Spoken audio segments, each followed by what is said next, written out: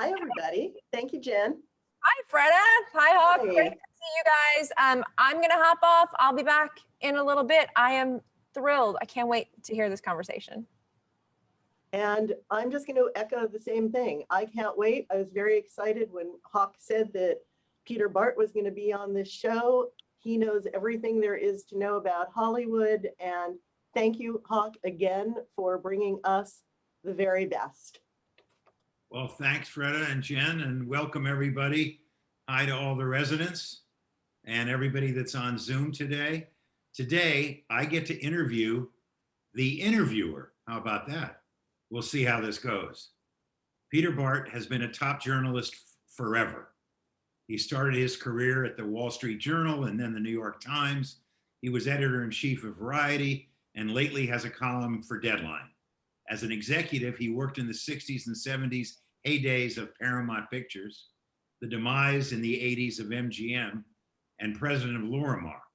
He's produced films and written books. I'm going to try and talk about all of this in 90 minutes. No way. But let's get started.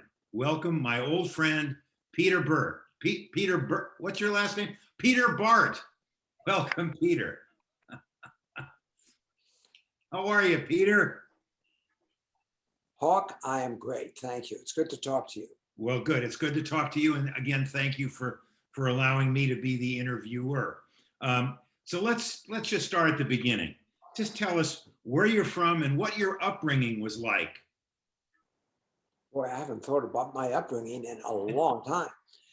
You know, I was a bit of a contradiction in terms of the typical person who comes to Hollywood, because I didn't grow up in Brooklyn and never played ball with Woody Allen on the back lot.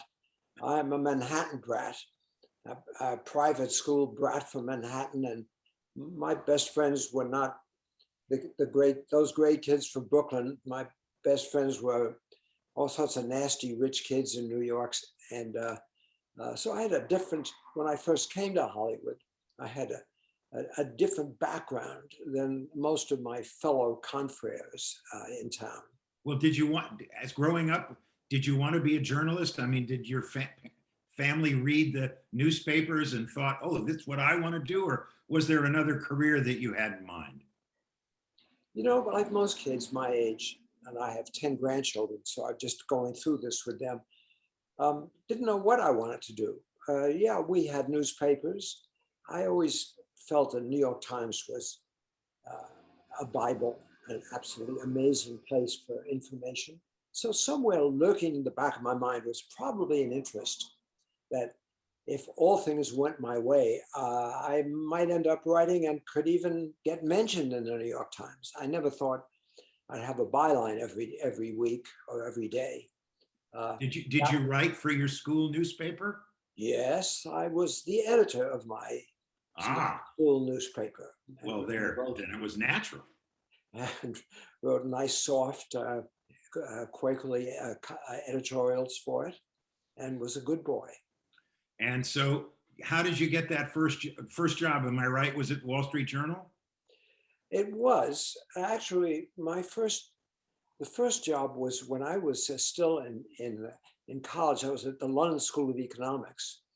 And there was a general election just starting in England. So for reasons that escape me, I had the gall to go into the office of the chief of the London bureau of the New York Times, a nasty little character named Drew Middleton.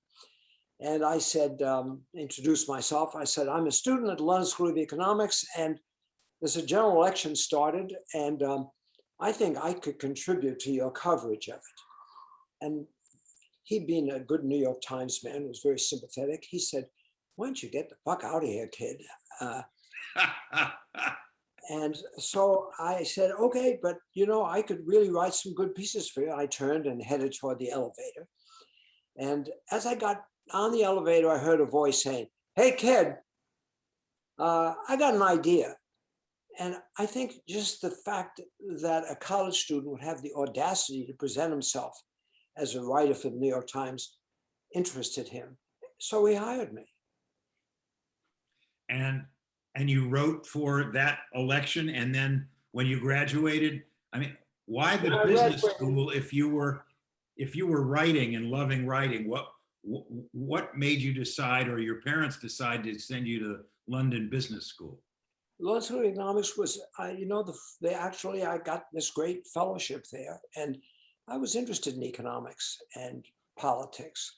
I didn't, again, I was different from my confreres. I was not a film nerd, and I did not necessarily, I certainly didn't see every movie. I was frankly more interested in girls than movies.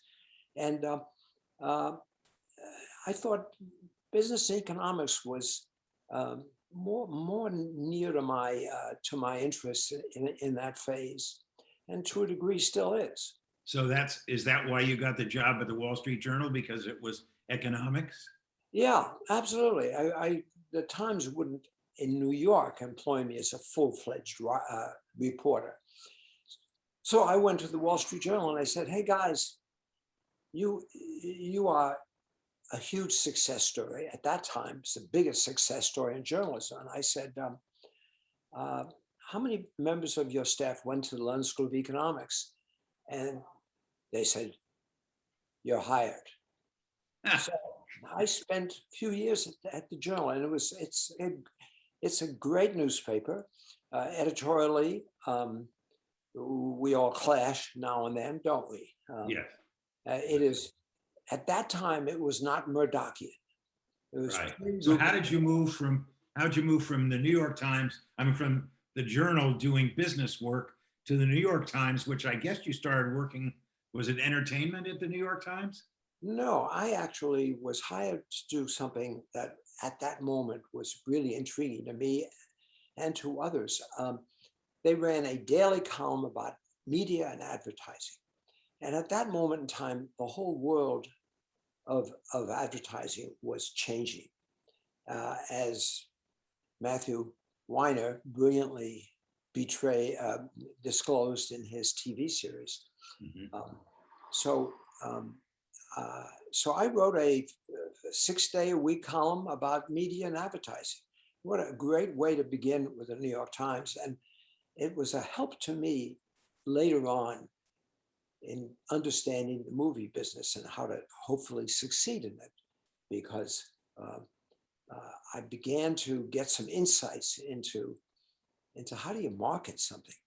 One of the things that always bothered me about movie people, Hawk, and bothered you too, I'm sure, is that when you think about a movie, one of the first thoughts should be, how do you sell the damn thing? Is do I have the kernel of an idea that could interest people? So by starting writing about this every day, it was a very good training for me, in that as I went to Paramount and MGM and later on to Lorimar, I started off worrying about that equation. How are you going to interest? How are you going to reduce this movie to a kernel of an idea that you could communicate in a trailer or in a conversation? So I started in that place. I didn't, again, I would have been much more qualified to go in the movie business had I been a film nerd. But did you meet Evans while you were at the New York Times, or did Evans call you up and say, how does Bob Evans, a guy who was an actor who becomes, head of Paramount, call up Peter Bart, who's a New York Times guy about media, say, "Hey, come on out here and let's make movies together"? How did that all happen? It's a good question. No, here's Bob in that epoch was a whole different Bob Evans. He was a very serious young man who tended to wear blue suits and ran a very successful business. Now and then he had this strange career as an occasional actor. But remember, Evan Picone was a tremendous factor in jeans and fashion. So when I met Bob, he was thinking of the idea of being a producer interested him. It was an ambition of his, and he realized and was very frank about the fact he wasn't a very good actor. So here was this kid he met at a couple of dinner parties, me, who was writing all over page 1 for the New York Times, covering race riots In those days, I covered the Watts riots. I wrote about the rise of Ronald Reagan. And as a person, I interested Bob because I was in domain he knew nothing about. And he was always looking for good stories. And one time he even said to me, you know, I really like you and you write great stories. And we became personal friends long before he ever went to Paramount. It was a few years into our knowing each other before he said to me one day, you know, I've got strange news and I'm not sure you're going to believe this, but I think they want me to become head of production at Paramount. And I said, Bob, I don't believe you. I think you're dreaming about something. And he said, no, this is happening. And he said, I'd like to talk to you about it. So about months later, he said to me, I have no qualifications for this job. And they've offered it to me. And you're the only friend I have who's even less qualified to be a production executive than I am. So I think— You know who he replaced, don't you? Pardon? Do you know who he replaced as head of Paramount? Well, there was an extremely gracious man who was really, I would say, just in terms of personality, and he's the only person I found who was the head of production at any studio who was a genuinely kind person. And he was a guy named Howard Koch. And I had become friendly with Howard Koch as a journalist. I did a piece about him. And I remember this home that you grew up in, there was a bar and he served milkshakes and stuff. I had a couple of dinners with Howard Koch and his family. I don't remember you at all, frankly. You were a nasty little kid at the time. But one of the things that recommended me to the movie business, in which I had very little interest, frankly, was the fact that how could a decent guy like Howard Koch become head of a studio? Must be something good about this business. Well, when Bob said, all right, come, were you insecure about it, confident, scared, excited? What made you say the New York Times, hey, I'm going to Hollywood? At that moment in time, my main job was to write about race problems and politics. But I did occasionally a piece about Hollywood in which the thesis that was clear to me was that the business was in a disastrous state. And basically the whole audience had abandoned movies and had switched to television. The studios, including Paramount, were frankly behind times. So what Evan said to me is, look, Paramount is run by some lunatics. Howard Koch is leaving. He doesn't want this job anymore. And I think we can get away with anything. I think that the industry and Paramount in particular are so desperate that we could come in with some really radical ideas. And I need your help because I think we'd make a really good team. I know you love to read, you understand the world of publishing. We could mesh. I honestly thought he was full of it. But by God, he got this job. And the town, as you remember, the stories initially about Bob Evans was this ridiculous idea. What's this guy doing at a studio? But about a year or two later, we were number one. Yeah. Well, just to reiterate for people who may not know, here are some of the movies that you and Bob made. Rosemary's Baby, Love Story, Godfathers 1 and 2, Goodbye Columbus, Harold and Maude, Paper Moon, Serpico, The Conversation, Chinatown. And it was just the two of you, as I recall. Now today, there's like, so many development people trying and production companies all trying to get some movies made, and it's nowhere near as good as what you guys did in those years. Well, you see, what facilitated all this was exactly what you put your finger on. We didn't have a development slate. We didn't have committees reviewing what our future was. We went on impulse, and we ended up dividing things in a funny way. I mean, Bob was stuck in many ways dealing with Charlie Bluhdorn's problems. Bluhdorn was the president of the parent company, Gulf and Western. And he had committed to pictures that he thought would be successes. There were like Darling Lily with Julie Andrews and Rock Hudson, and Paint Your Wagon, and The Adventurers, and a disaster called Is Paris Burning? Every picture that Blue Dawn committed to was a horror story. And Bob was stuck much of his time in trying to figure out, how am I going to save Paramount's ass? What are you going to do with these damn movies? But meanwhile, I was free to figure out the future. So I was a reader, and I knew about books like The Godfather and Rosemary's Baby, and I liked Love Story as a script for reasons we should talk about. And so I was free to start buying books like crazy. And as a journalist, I had also met people like Francis Coppola, Peter Bogdanovich, Alan Pakula, Roman Polanski.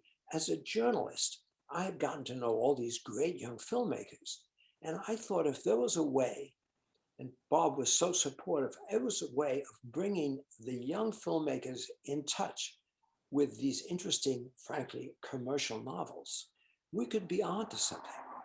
And that was the formula that we had. And Bob, as I said, was such a gracious, a decent guy. Bob Evans said to me, you know, if you really think that Francis Coppola can direct a mafia movie, you know, go for it. I don't quite get it.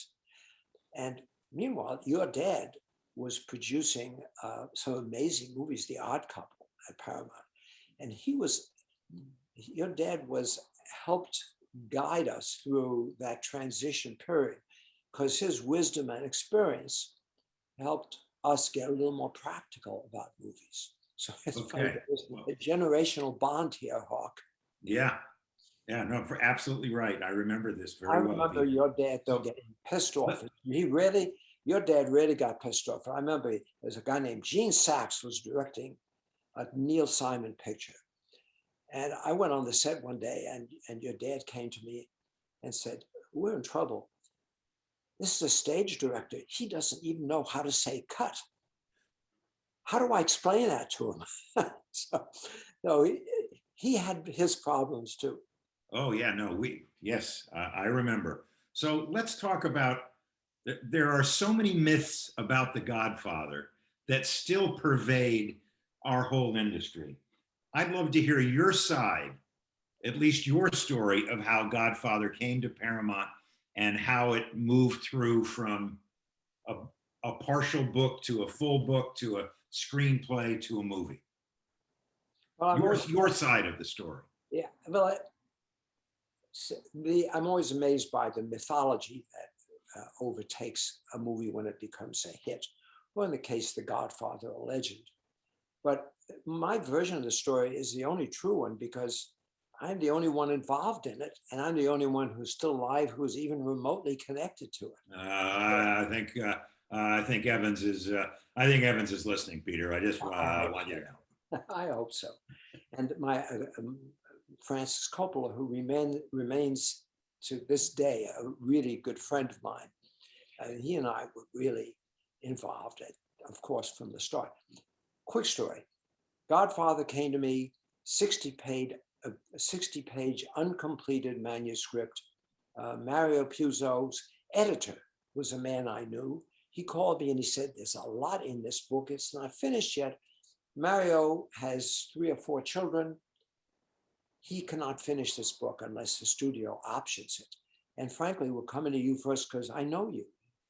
So I liked what I read a lot. And Bob and I talked about it. And Evans made some very good points. He said, look, there's just a cheap option. But the story of the mafia has already been messed up. The Brotherhood, directed by Marty Ritt, had just come out, starring Kirk Douglas. And he said, this isn't the mafia story. This is like a Jewish mafia story. And I think that to the mafia as a subject matter has lost its appeal. I said, based on the Brotherhood. And Marty Ritt, oddly enough, the director, he used to play paddle tennis with me every week. So I knew Marty very well. I didn't like the Brotherhood. I thought he'd completely missed that whole mafia and Italian feeling of the picture. And Kirk Douglas was wrong, period. So we argued about it, and frankly, I convinced Bob that it would be worth optioning it. No, the problem, Hawk, was simply this. The book we optioned paid him, I forget, $30,000. He completed the book. And based on this manuscript, I went to Francis, who I had known as I had written a story about him in the New York Times, and wanted him to direct it.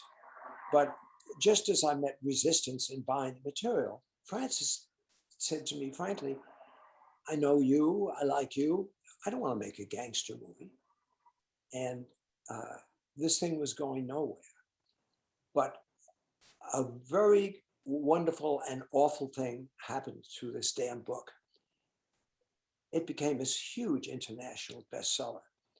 And suddenly, having finally persuaded Francis to take an interest in this, and he worked with Mario to do a script, this obscure project that we were going to make for $7 million became the hottest project in town. And what we had conceived of as a picture which would basically be a gangster art movie, all of a sudden, everybody in the world had a better idea of how to make it.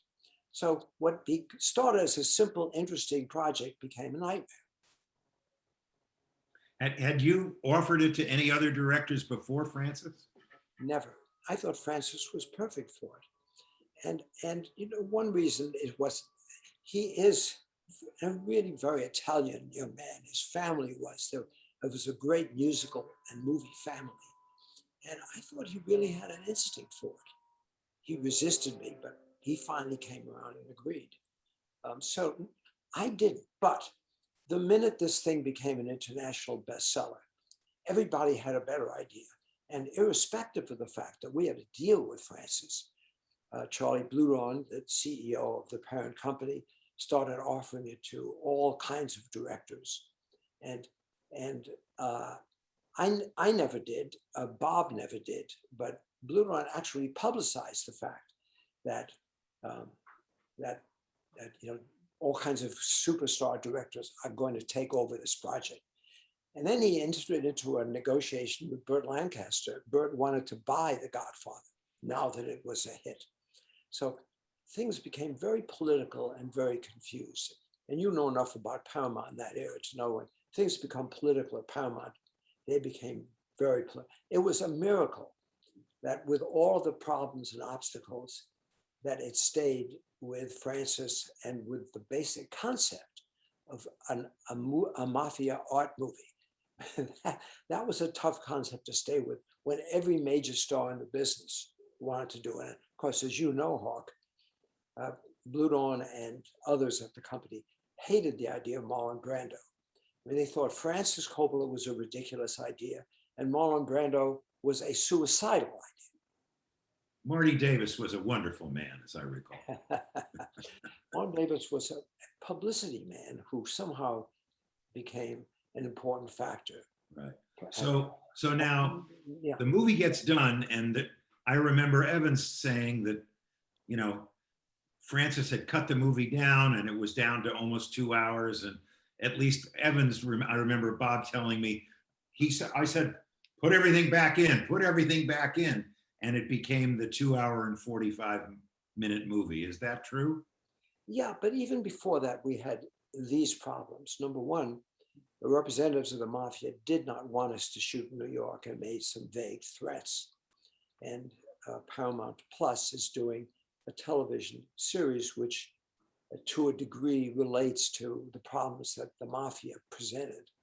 So, this is it, do you think, have you read this miniseries script at all? No, I hadn't. And frankly, I don't necessarily, I can't say this is actually a valid story. Right, that's what I was going to ask, because I know my friend and your friend Al Ruddy, who you guys put on the movie as producer and won an Oscar for it, is one of the producers of this new TV show. And that was a good force in dealing with the mafia problems. Yeah. A bigger problem was that Francis, 3 weeks into the movie, was persuaded that he was going to be fired.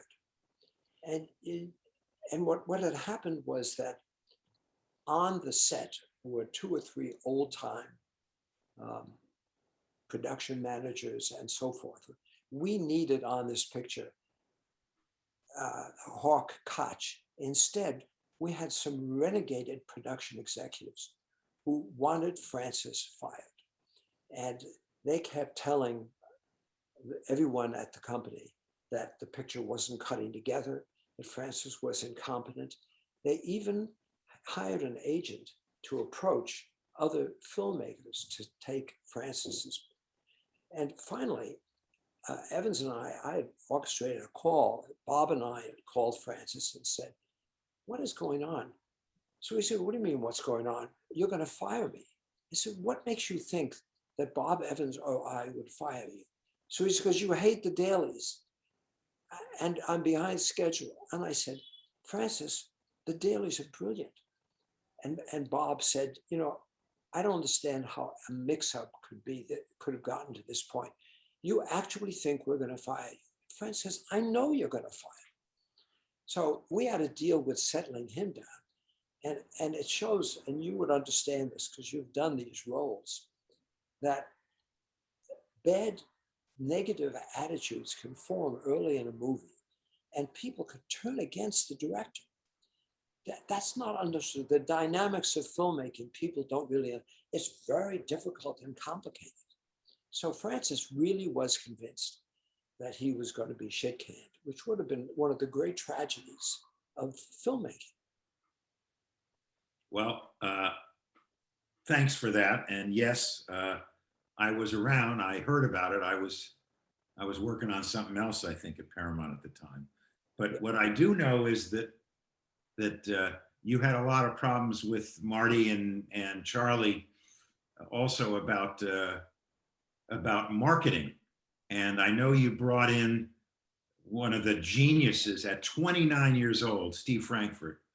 I'm talking about. Amazing, you'd remember him. Good for you. Oh, and by the way, you may not remember this, but I was working for William Castle, and I read the early galleys of Rosemary's, and when I saw that first ad, pray for Rosemary's Baby, yeah, I got the chills because I knew, boy, that was going to hit all the quadrants, as we say today. But I almost like Francis got fired for that because I had written about Steve Frankfurt when I did my column at the Times. So I had gotten to know all of these young geniuses in advertising. So when I hated the campaigns that Paramount Studio was doing for its pictures, they were destroying the movies. And so remembering Frankfurt, I initially approached him because he had become a personal friend of mine. And Marty Davis, whose name you mentioned, essentially got me fired because I had not consulted the ad department at Paramount. I had gone to him without saying, "Guys, I want to go to this guy." And so my situation at the studio was hairy. But Well, I remember my father produced the 100th birthday party of Adolf Zucker. I got to meet Adolf Zucker, which as a young film philophile, whatever you call it, cinephile, was unbelievable. But I remember Charlie Glenn sitting with the dais, and everybody, what I heard, and whether it was wrong or right, there was one spot open next to Blue Dorn at the head of the dais. And Charlie Glenn had the name Robert Evans and the name Peter Bart. And everybody was saying, "Who's going to sit next to Charlie?" Charlie Blue Dorn. Boom. And he put Evans down, and Evans got to stay at Paramount. And I think Peter is when you left. Yeah. That was quite a memory. And Tommy Tune, the great Broadway guy was the choreographer and the produced director of that show. He That's went on to make win a million Tonys. That's so true. Do you remember that moment? Sure do. Just to your question about the cut, in very brief story, because so much has been written falsely about this. There was the head of distribution at Paramount, a man named Frankie Blantz, decided that The Godfather had to be 20 minutes shorter. It's too long a movie to sell. So due to a lot of manipulations, Francis was instructed to cut the movie. And he never liked the cut version. And Evans and he, basically, Bob worked very hard to defend the movie. Remember, the release of The Godfather was delayed 3-4 months, from Christmas to March. And most of the material that was restored to the cut, that Bob very astutely had re-edited, were material that Francis Coppola wanted anyway. So though Bob and Francis were at odds and frankly disliked each other intensely, they would only communicate through me. One wouldn't call the other. And that went on through Godfather 2 and the Cotton Club. I used to get calls in the middle of the Cotton Club where Evans said, well, tell Francis. I said, why don't you talk to him? Anyway, the cut of The Godfather that finally appeared was Francis Coppola's cut, but it would never have survived had Evans not fought for it and embellished it. Well, thank you for all of that, clearing it up. I read something just the other day that George Stevens Jr. relayed to me about his father, the night of the premiere of A Place in the Sun, where his father said to George Stevens Jr., we'll have a better idea what kind of film this is in about 25 years. You guys made all the films that I mentioned before. And I guess my question is, can you think of films in the last 20 years that you'll be able to say are going to stick around the way the films you made, or A Place in the Sun, or The Apartment, or It Happened One Night? Are there films still being made that are going to, the test of time? Are they going to make it through the test of time? Well, it's funny because one of the reasons why, after 18 or 19 years working at studios, I went back to journalism is that Variety had been sold, bought by a whole new company, and again, wanted someone to reinvent it. It was 100 years old. And I had realized that an important phenomenon had overtaken Hollywood that deserved to be written about, namely that the era of the filmmakers, which was the 60s and 70s, had become the era of the deal makers. And what the movie business that was run by movie people was now being run by, well, the companies were bought by people like Steve Ross, who was a brilliant financier, and Rupert Murdoch, who was a brilliant financier, but a despicable political person.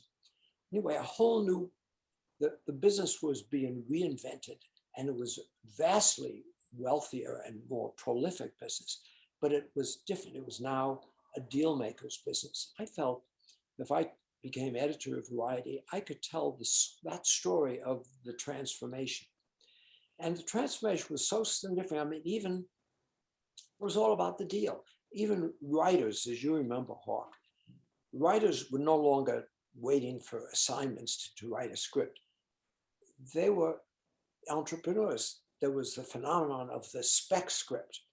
So a Joe Esterhaus would write a script for auction and would make not 100,000, he'd make $2 or $3 million.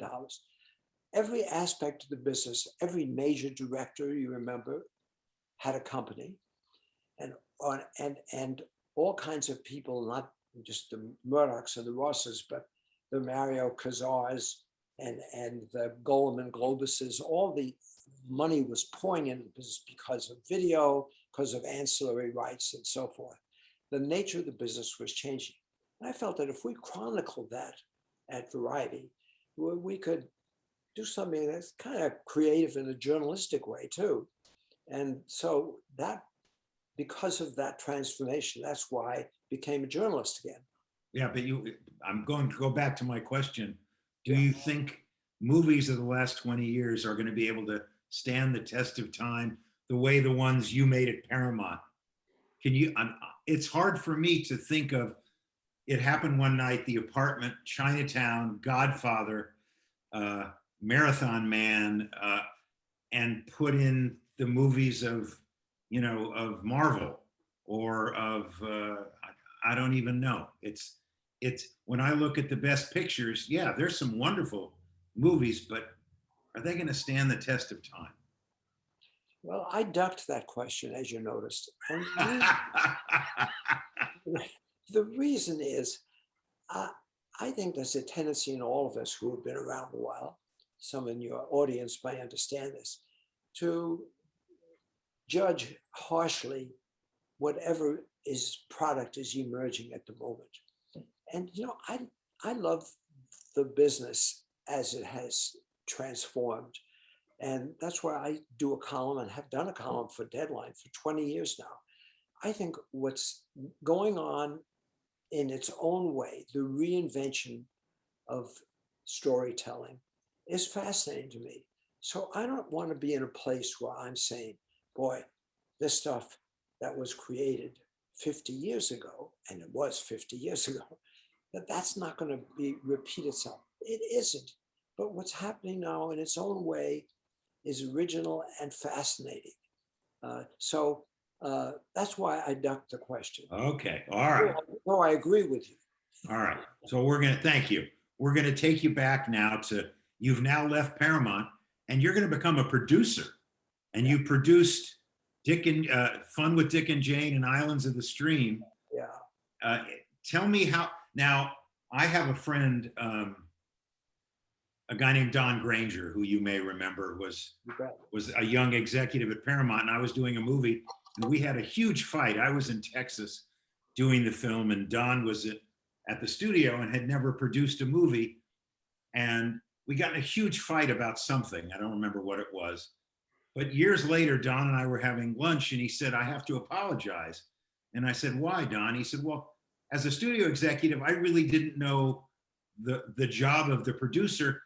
And you were right about that argument we had 10 years ago or 15 years ago. Now that I'm producing films, I want to let you know that I'm sorry that I did that. And I said, wouldn't it be great if all studio executives could have to produce a movie first so they could understand what it is that we go through? So now you're producing movies where they're like light bulb moments that you went, oh, now I see, or, tell me about producing, I guess. Well, the first producer that I was involved with when I went to Paramount was a man named Hal Wallace, who was sort of a legendary figure who had been head of production at Warner Brothers. I worked for him on Barefoot in the Park. Right. I thought, like, you meet somebody and there is no way that you will ever connect with that person. And from the first breath I took in the company of Hal Wallace, I knew that we wouldn't dislike each other intensely. He had a reason to like me, however, because I had gotten to know a young actor named John Wayne, and I loved and had bought for Paramount True Grit. And so I mentioned True Grit to John Wayne, who used to have lunch with me in the commissary at the next table, rather than get into an argument about Vietnam, which was how most people got to know John Wayne. I thought John Wayne was really a cool guy, interesting, bright man. And he happened to like True Grit.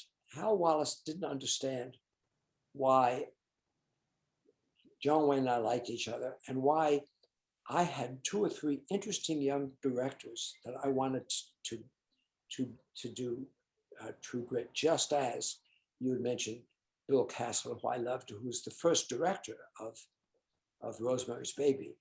And Bill Castle, who I liked, he hated me because I kept advocating this miserable little guy, Roman Polanski, who I don't think I'd ever heard of, but I was usurping his role in the picture, which was frankly nasty on my part.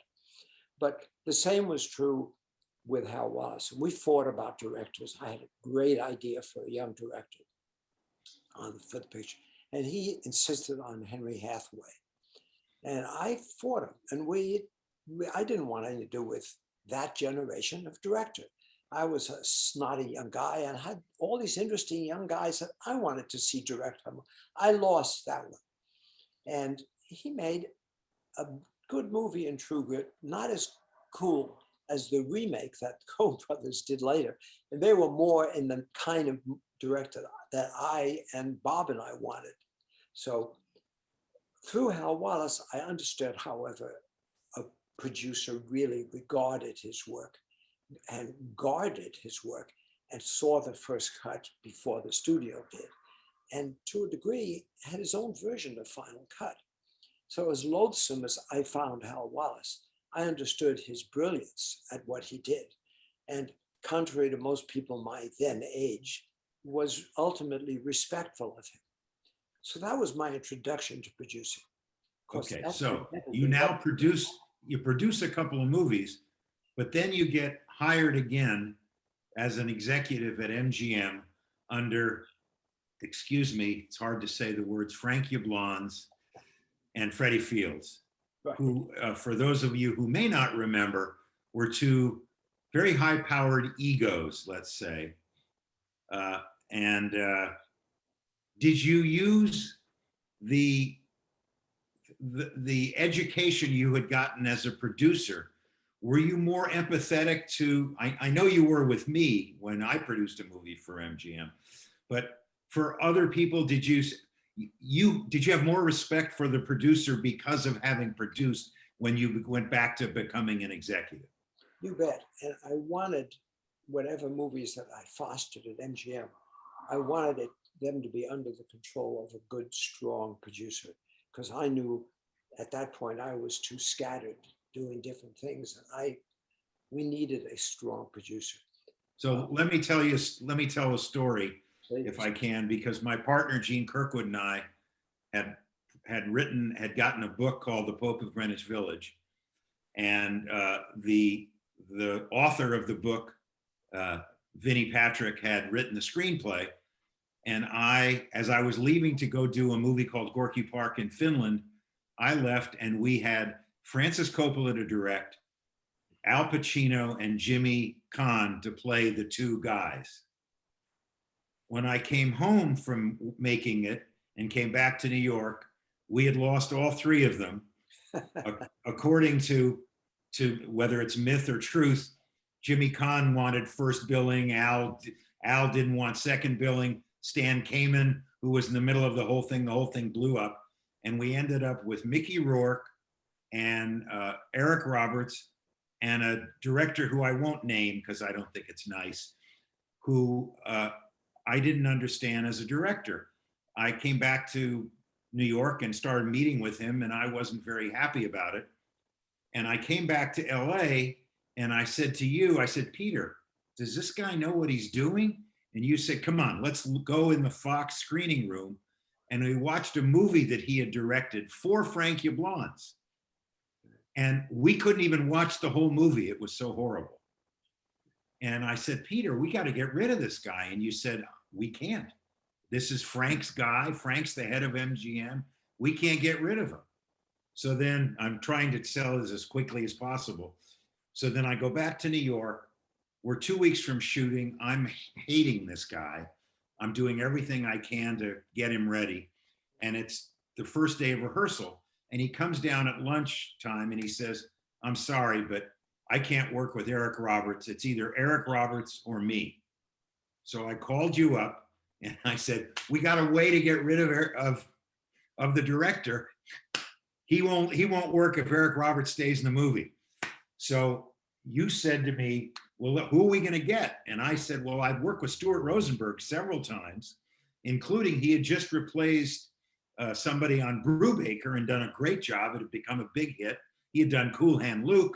He was a terrific director, and especially for a New York movie. And so you said, okay, but let me talk to Freddie. And the next thing I heard is Freddie is flying into New York with his director, because I had told him about Stu. Stu had read the script, and it was, Stu said, I'll do it. And I told you and Freddie said, what do? You don't tell who MGM's going to hire as a director. And I said, Freddie, I'm the producer. We got a week and a half till we start shooting. He said, I'm bringing in my director. Meet me at the MGM apartment at 9:00 tonight. So we get there, and there's a director who, Mr. Cimino, who had only gotten the script that morning on the plane, and the script looked like it had been worked on for about a year. Right. And he said to me, how many locations do you have? I said, 162 locations in New York City. He said, have you taken the actors and the sound mixer with radio mics to all of those places? Because I don't loop. And I said, no, Mr. Cimino, I haven't. I mean, it's New York City. We're going to have to loop. He said, oh, no, we're not.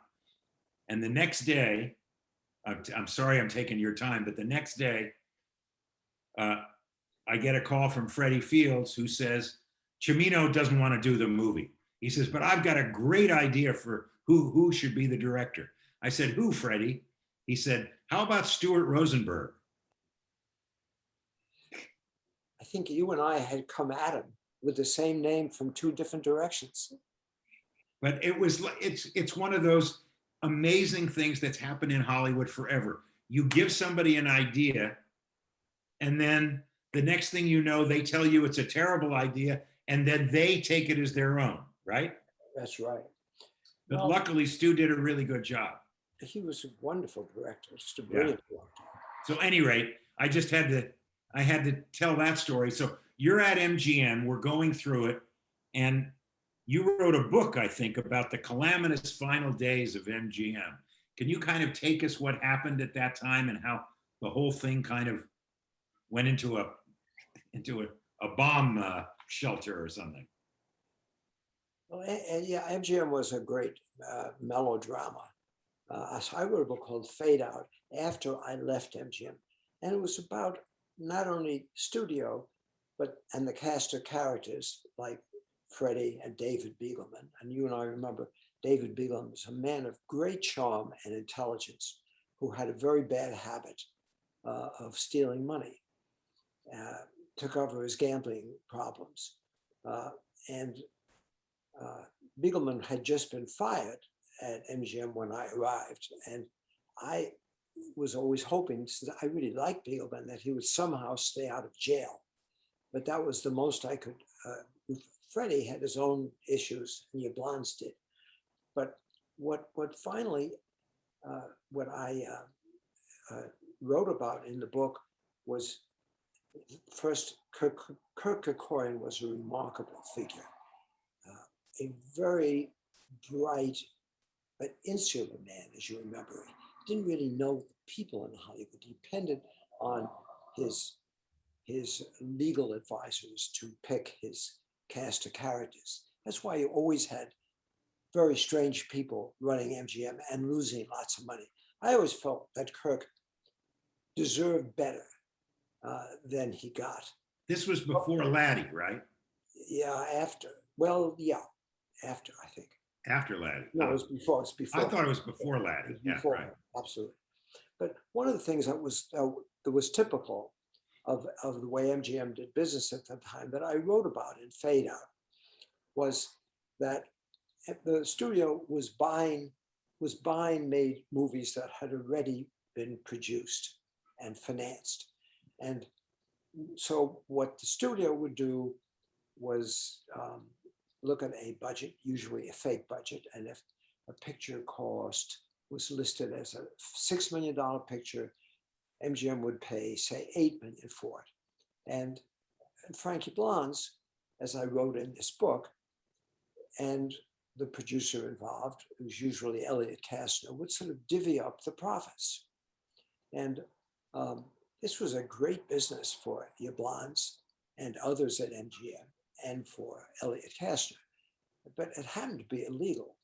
And so I was describing what the incentives are. You mentioned producers. the incentives for producers were if they could cook up this kind of deal, then the business of producing would be a lot more profitable than just a producer's fee. And that's what was being done at MGM. And I thought that it was worthwhile describing this process in detail so people would really understand what was behind the studio curtain. On the other hand, I also wrote a great deal about, I was sympathetic about Kerkorian. And frankly, Frankie Blanche was a very charming and likable man, but I didn't particularly like the way he did business. He contributed a lot at Paramount. He had some good ideas there and was a brilliant distribution man. But unfortunately, later on in his career, I felt that he had choosing some difficult roads. Boy, you're being very politic. Good for you, Peter. I like that. So now at MGM, I'm sorry, now you become president of Lorimar after MGM. Yeah. That was, now who was at Lorimar? Was that Merv Adelson at the time? Yeah, the Lee Rich and Merv Adelson were running Lorimar and ran it brilliantly. It was the most extraordinarily successful television company. Right, television, right. They wanted to make more movies, and their initial efforts at movies, like everyone who likes movies and gets involved in it initially, they had some disasters brewing. But Jack Schwartzman and I came to Lorimar together and brought in Hal Ashby. And one of the pictures that I was very proud of that was made at Lorimar was Being There with Peter Sellers. Great I film. felt that's one of the underrated movies. And I think that the folks watching this show would really enjoy seeing Being There again, because it resonates today. Chauncey Gardner played a character so similar to Donald Trump in many ways that the movie takes on new dimensions today. Typically, when the movie was finished at Lorimar, Merv Adelson and Lee Rich didn't like it. And so we sold it to another company. UA, I think, ended up distributing it. They did not have a great taste for filmmaking, like so many people who find themselves in filmmaking. Well, Meanwhile, a picture I had produced, which you forgot to mention, called Revenge of the Nerds. oh, that's my next question. How does Peter Bart, this highbrow man, make Revenge of the Nerds? Well, because my youngest daughter came to me and said, Dad, I'm not a nerd. Do you understand that? And I said, of course. But something about that term and about, no one has done a movie about nerds. And so she wrote a bit of a treatment for it, and I rewrote it when I was becoming executive of the studio. So I didn't have my name as the producer. I was the executive producer. But I thought it was a very amusing idea. I never thought that 4 nerds would be made, but that picture has delighted me, and I know it looks funny on your credits, but it sure was fun to be part of. Well, okay, so now you've done all that, and you tell me that, does Variety come to you, or do you go to how does leaving? You've been an executive, you've been a producer, and now all of a sudden you're saying boom, you're going back to journalism. Was it your idea? Was there somebody at Variety who said, hey, Peter, remember when you were a journalist? How would you like to come back and do this again? How did that happen? Well, first, briefly to go back to nerds, the reason I don't wear glasses is because the nerd who wrote that script, my youngest daughter, became an eye surgeon. So people like you and me shouldn't wear glasses, Hawk. These are reading glasses, that's all. I see, okay. No, the old story, there was a headhunter when a multinational British-based company bought Variety. It had just been sold by a smaller company, but too complicated and not interesting. Anyway, so this big multinational hired a headhunter. And they didn't know anything about the business, but they had this dictate. They said the person who runs and reinvents Variety should have spent part of his career as a film executive and part as a journalist. The reason they wanted the film executive part is that the Variety had been run by the Silverman family for most of the century. And they knew by the time you got to the third generation, they had no familiarity with or interest in Hollywood or even Broadway. They were totally disconnected from the business. So the headhunter's job was to find someone who had understood both worlds. So frankly, this little guy turns up to buy me a drink one day and he says, look, I'm in a bit of a mess. I've got to hire someone with this job description, and you are the only person who fits this formula. So you could make a lot of money for me, and because I could hire you, and my job is to find some way of interesting you financially. So I had no idea how to respond to this. I had no idea what editors were paid. So I, mustering my usual arrogance, said, well, I'd sort of like to make what the editor of the New York Times makes. So the headhunter said, yeah, okay, no problem. Wow. I went into a panic because I had no idea what the editor of the New York Times made. Zero. But the guy, I could see that I was in a good position because he needed me and therefore the company wanted me. So I was able to go in a very advantageous way with a lot of freedom, with a nice deal and also freedom to try, as I said, to try to recreate Variety so it was understood this changed moment in the business, in TV and film, as well as Broadway. And you had to be ready too. You had to be ready to say, as you said earlier in our conversation, it was a good time for you to get out of the other stuff and move back to what you originally had loved. So of all the hats you've worn, what's been the most fulfilling for you? All these different hats you've worn through the years. Again, they all had. I loved each gig for the various reasons. But certainly, just as Paramount created a wonderfully opportunity for me to try to do something different, so Variety did too. The idea of reinventing this old paper. And we were in trouble. Variety was losing money. We'd lost a lot of our audience because Variety really was the paper of Broadway. It never understood film. And though daily Variety was making more money than weekly Variety, we were covering the film business, I thought, in a very pedestrian way. So I thought there was an opportunity here to try to tell this new story of what Hollywood was becoming. And I loved it. It's great because you just answered another one of my questions. You're very good at this, Peter. Let me ask you this. I heard something the other day that I thought was really interesting that maybe we could talk about. I realize this might be a bit obscure, but I don't think so.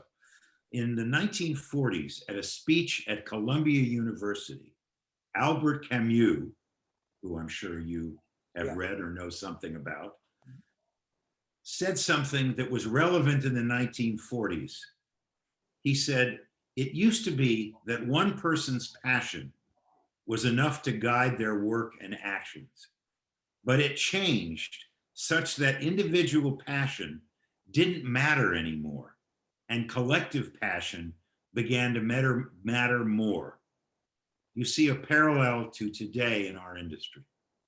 I do. That's a wonderfully abstruse way of putting it, but I certainly do. But again, it ties into this whole nature of what is the philosophy that guides streamers?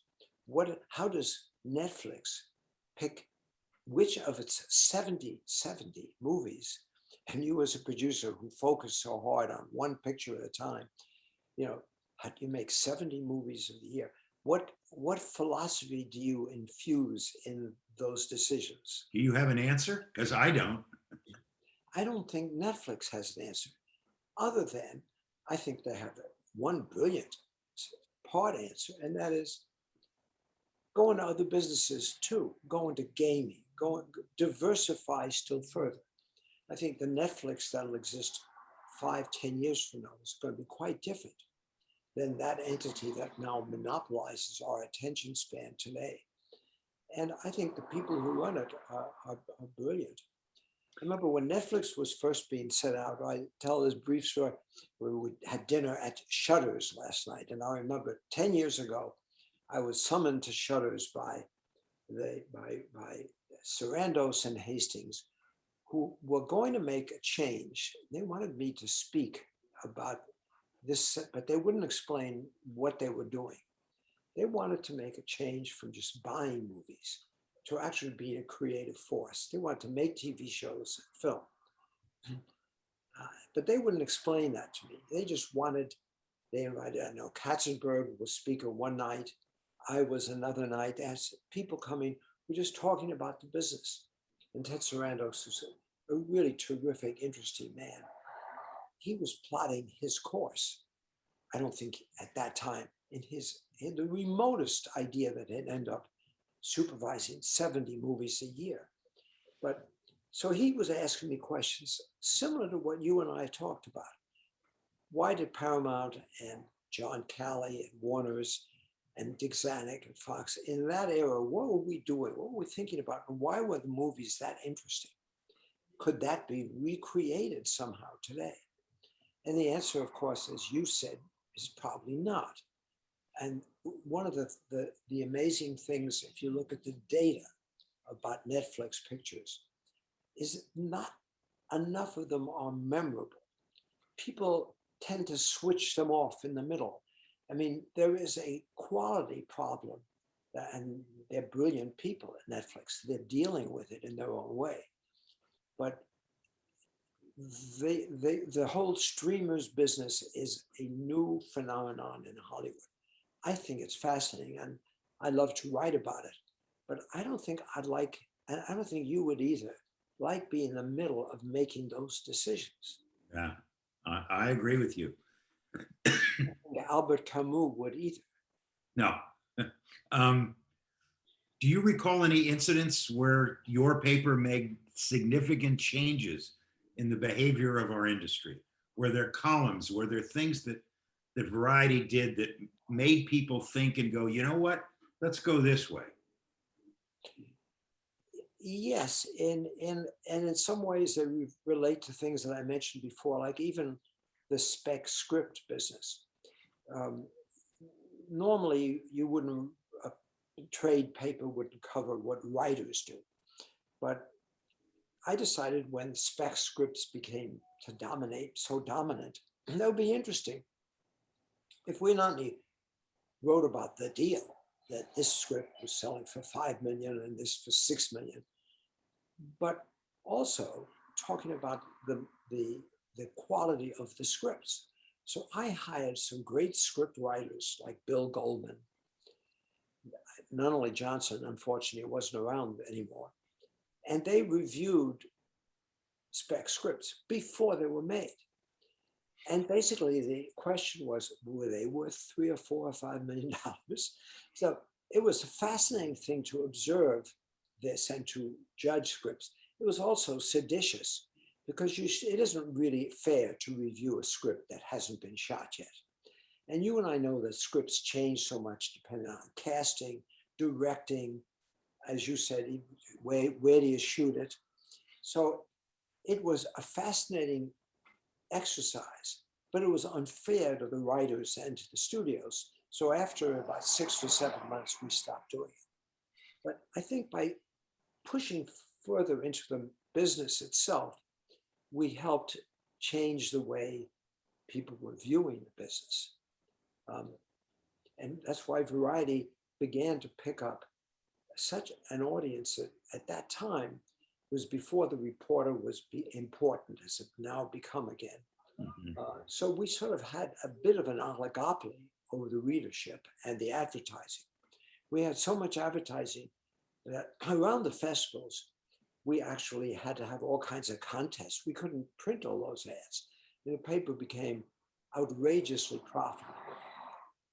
Good for you. So That- in your career, you knew stars and star filmmakers from two opposite points of view, as a newsman, a journalist, and as a studio executive and as a producer. How did their personalities contrast? Well, the contrast was so vivid that they were in many cases disturbing, because you'd get to know a star in the context of this. They would like to be written up in the New York Times in a favorable way. And so they'd like to tell you a story which makes them look intelligent and thoughtful. Then you'd meet the same person years later, and they would come in and say, I need a bigger Winnebago. Why am I making 3% of the gross when Redford is making 10% of the gross? And all of a sudden, people who were very interesting to you and kind of fun to be with became kind of nasty and argumentative. I mean, a couple of examples, like when I first met Cary Grant, this terrific guy who had just fallen in love with LSD. He loved acid. He felt acid was changing his personality and his view of life in an important way, and would love me at the times to write about him and it. That was the Cary Grant I knew. He was really fun to be with. Of course, years later, instead of pitching a story, Cary Grant would turn down every script that I would offer him. And so he was Mr. Negative suddenly. And you get another even more vivid example in some ways is Warren Beatty, Who? Warren Beatty, Mr. Who. He's a really bright man. Very. And loved to have opinions about political things and about movies. He was fun to write about, but extremely guarded in what he said. But nonetheless, in a journalistic context, Warren Beatty was really fun. Of course, years later, he was a pain in the ass, because basically he wouldn't just say yes or no when you offered him a role. He would think about it for 2 years and then Keep say, you hanging. Yep. keep you hanging. And then I remember we made one picture. I mean, I think we're involved with the Parallax View. Yes. And, Yeah. and once again, you hit a writer's strike. I remember vividly Warren Beatty. We had the picture was going to start shooting soon, but the writers were on strike and Bob Town was not available. So Warren would come in my office and say, don't worry about it. I'm a brilliant writer. I will rewrite, do the last draft. And I said, Warren, I think you're a lousy writer. And I shrivel at the sheer mention of it. But ultimately, a draft got written miraculously, and it was a good movie, as you know. Well, yeah, it got written daily because either myself or Charlie McGuire would go to somebody's house and pick up the pages. Exactly. Yeah, exactly. So I had one the opposite way. As an assistant director, I was working on a very, very famous film, and the actress wouldn't give me the time of day, and she was mean to me, and so difficult, unbelievably difficult. Years later, when I become president of Raystar, her lawyer calls and says, hey, can we have dinner? So we go to dinner, and she looks at her lawyer and says, Howie and I, we had the best time together on that movie. And I just love him. And it was Ron Meyer saying, can you give us an overall deal for this actress? Right. So it was, Well, one of the things, also contrary to what I said, was that some stars whose press agents wanted to be involved in favorable stories. And I only wrote one piece a month about movies, because it was more fun to write about Ronald Reagan than it was running for office than write about a movie star. But there were certain stars who would astonish you because they turned out to be delightful, charming people. Fred Astaire, one of the most gracious people who ever lived. Then you had other people like Bill Holden, who in movies was a charming leading man, who in real life was a really nasty guy. And I remember the minute I met him, we started fighting about something, and he wanted something nice to be written about. But there were some people who had reached the point in their careers, though they were superstars, were angry people. They didn't like acting anymore. Brando was the perfect example of that. Brando, I'm convinced, really didn't like being an actor. In the case of The Godfather, he wanted that role to such a degree that he actually did his own test, which was amazing to me. Recreated that, stuck the stuff in his mouth. But Brando was an angry guy, difficult from the standpoint of a producer or a studio. Oh, yes, no, I know. Yeah. And it was sad. You and I met so many actors and so many superstars who ended up not liking what they did anymore. Yeah. So we've only got a little while left. So I've got a few kind of broad questions I'd love to hear your thoughts of. Do you think there is a way back to the theatrical exhibition of the films you and I love to watch and make? With great difficulty. I think there is a way back, but I think the industry has changed forever. And the independent part of the industry, the business of raising money, of getting festivals, of getting critics to support you. I mean, it's the whole idea of finding a Pauline Kael or a Vince Canby to love and advocate your movie. Even the media part of it. I mean, there's a world of social media. And I think that social media are messing up movies just like it's messing up everything else in our society. Well, there's nothing hidden anymore. And I don't mean hidden. I believe that everybody should know what's going on in politics and everything else, and the truth be told. But you and I have talked about this before. You know, movie stars were made in black and white, and they were only seen when they went to the Oscars. Well, You know, they didn't, or maybe a picture of them at Ciro's or something. But today, we know because of Inside Edition and Entertainment Tonight and every newspaper and every social media, we know so much about them that there's no distance between that actor who just had a hemorrhoid surgery and the audience. well, I thought there was a good piece in the New York Times Magazine about Matt Damon, because Matt is a very thoughtful, really bright man. And he has dealt with this in his own way, tried to remove himself from the social media. He feels that the less people know about him, the better. Now, Matt has been an idealist about movies. He's had a very up and down career. Yeah. And the funny thing is, when he and George Clooney, two of the brightest actors around, when they got together to make a movie, it would usually be a disaster, like Suburbicon or Monument Men. I mean, it always amazed me that two really thoughtful, bright men together would consistently make a boring movie. But that's the way it is. Making a hit movie, if you're bright and thoughtful and idealistic, is even tougher than if you just go in for it because this is a violent movie and you know you're going to get an audience that loves violence. Okay, I got another question that you and I have talked about before. Is there a way to save the Academy and the Oscar show?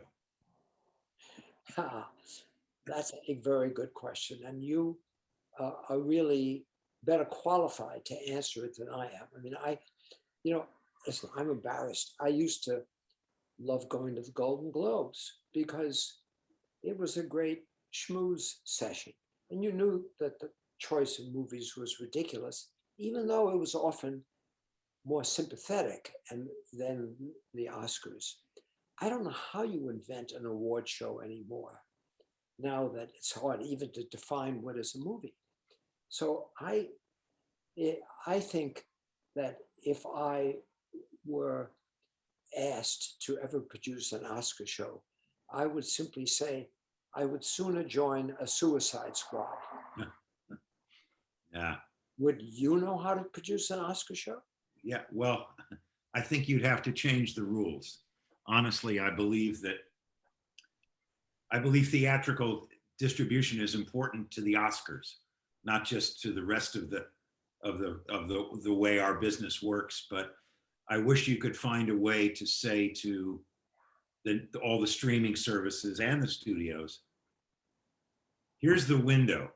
In order for a movie to be eligible for an Oscar, it has to play as a movie in theatrical exhibition for X amount of time before it plays on your streaming services, so that an audience knows, oh, that's a movie for the Oscars. These other things are whatever they are, but it's not an Oscar movie. So that we would know, because as you said, Netflix makes 70 movies. Who could watch all of them, and which ones of them are any good? And I don't want to vote on best cinematography, best vis effects, best sound, best music, best makeup. I don't care how big my screen is at home, it's not going to see it in a movie theater. And so I wish I have nothing to do with the Academy anymore, but yeah. I wish that you would have to say, I want to see it on a big screen, then I'll vote and decide which on the big screen is the best picture and the best everything else. Well, you were an excellent president of the Academy, a very creative president in many ways. But I think the problem facing people like you is even more profound. The number one pictures year in and year out, most of the time at the Oscars in the last decade or so, are pictures that are really interesting art pictures.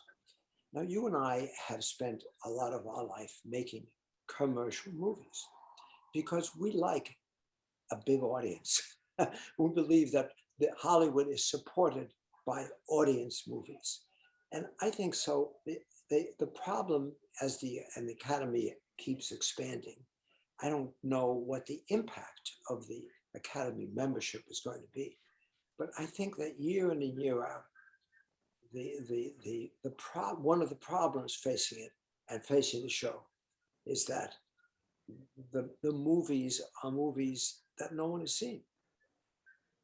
That's a problem. Yeah. What excites you about the new Academy Museum? Are you looking forward to going and seeing everything that's going on there? I really am, and I love the idea that they're going to show the Wizard of Oz in the first week that they're opening the museum. I think it would be in the new Geffen Theater. Yeah, it's going to be fun, and I hope the museum, given the fact that the museum, like most of the movies you and I have been involved with, went way over budget. Given that fact, wait a minute, don't talk. Wait a minute. Chinatown came in on budget, buddy. Well, I hope you say that in a prayerful moment, because to steer that one in was an act of God. Yes, that was one I can remember every moment. I don't know if you've read Sam Wasson's book. We had Sam on this show. Sam is he's a good friend of mine. And The Big Goodbye. Yeah, I thought he did a really good job with that book. Yeah. Well, Peter, I'm now going to bring back in Jennifer Clymer, the woman who is Channel 22, because she always has a couple of questions at the end. But before I ask her to ask the questions, I just have to tell you, this has been really fun for me. It's been it's a thrill to be able to ask you the questions. And I've really enjoyed it, and I hope you've had a good time too. Well, thank you. I sure did. It's always good to be with you. Okay. Jen? Thank you so much for being with us. I have the honor of asking two of the hardest questions of these interviews. Are you ready? That's not the question. The question is, since the pandemic, we've been doing these live interactive shows for the residents at MPTF's Wasserman campus, and we've collected all of our guests' favorite movies and favorite television shows because we are the Motion Picture and Television Fund. So which are your favorite movies and TV shows, or singular? What's your favorite? Well, I know I'm expected to say The Godfather, but I mentioned Being There before. I think Being There is a movie that holds up in many ways. And, in terms of television, all of us see so much that it's hard to remember a TV moment that stands out. It's like a wonderful blur. Do you remember, Peter, like from when you were younger? Were you watching All in the Family or, Opie and and what was it called? I can't even remember. All of a sudden it went out of my head, The Andy Griffith Show? Andy Griffith Show. Even people my age and some of your viewers may even remember the days of radio, when you would actually tune in to Walter Winchell and The Shadow and Amos and Andy. So some of us actually remember pre-television days before Dumont came along and distorted our vision. Well, you do remember that my Molly's grandparents were Fibber McGee and Molly, who I'm sure you listened to. I sure did. Yes, absolutely. I forgot that. Yes. So yes. That epoch too. Yeah, but as a kid growing up, did you have a TV in your house? That little black and white one? Absolutely, and because of my father, we were obligated to see Jackie Gleason. Ah, yes. I got to work with him in his last movie, a movie called Nothing in Common with Tom. He played Tom Hanks's father. I love that. I bet you he was a pain in the ass. Yes, he. There you go, Freda. Freda, did you have a question? Yeah, I just happen to have this in my office. I do have a question. You've written so many books. You've written about film history, process, exposés. Is there anything new that's coming up that you're going to be writing, or is there a particular book that you want to write that you haven't gotten to? That's a good question. There are always books that you wish you had written, perhaps instead of some of those that you had written. But there was a book of short stories I wrote about people in the business. It was called Dangerous Company, and the lead story was about a father and son relationship that I think people might be amused by. But certainly, if I'm tempted to write a book, it would be another Dangerous Company. I love the short story as a format. Mm-hmm. I think people today aren't patient about books. Agreed. Yeah. People want short form everything, and the short story is definitely that, but harder to write because you actually have to get a full novel into a short story. That's right. Well, you're right on some levels, but there was a company called Quibi that was short movies. It didn't quite work. So it's not always short stories. I will come to Quibi's defense. I think Quibi suffered from really poor global timing. I think had people still been taking Ubers and being in that kind of transit-based world, Quibi would have taken off. So I will always chalk that up to pandemic. Yeah. Okay. Besides which, Jeffrey Katzenberg has been a great friend of the fund. Mine too. Yeah. Listen, I feel horrible for Jeffrey that it didn't pan out the way obviously he had hoped. So again, thank you, Peter. I just want to tell everybody that next Tuesday, same time, same station, I'm going to be interviewing the wonderful Jane Lynch, who you may know as Sue Sylvester from Glee, all of the Chris Guest movies, and she's on game. She has a game night show.